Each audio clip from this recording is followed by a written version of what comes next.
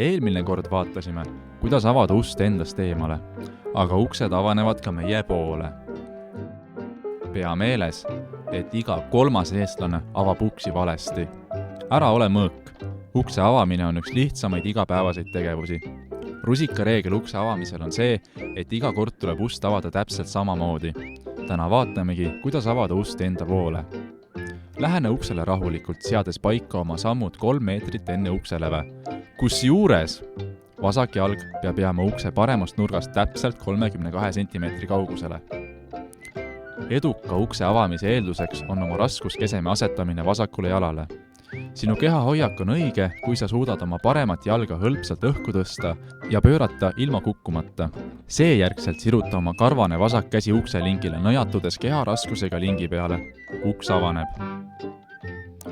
Väga hea! Nüüd lase lingist lahti ja tõsta oma sitase parema jala kandu ukse piidale. Keha raskus liigub nüüd paremale jalale, et järgmist liigutust edukalt sooritada. Rotateeru kehaga 180 kraadi ja nüüd tõsta oma pasane vasak jalg üles, veendudes, et raskus on paremal jalal. Siis liiguta oma haisev vasak jalg uksest läbi ning pane oma paksu keha raskus samale jalale. Nagu ennegi, keeruta oma kõverat paremat jalga õhus. Samal ajal kraba link paremasse kätte ja tõmba uks enda poole. Lase lingist lahti ja uks sulgub. Nüüd vaata, kuidas see õli uksest sisse läheb.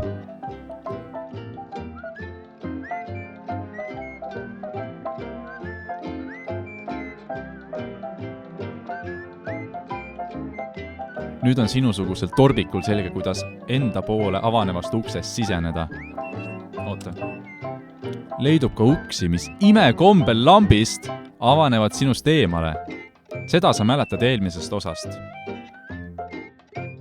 Kordan, täna õppisid, kuidas ust enda poole avada. Pea meeles, et leidub ka liuguksi ja palju teisi sorte. Järgmises osas näed, kuidas siseneda automaatselt avanevast uksest.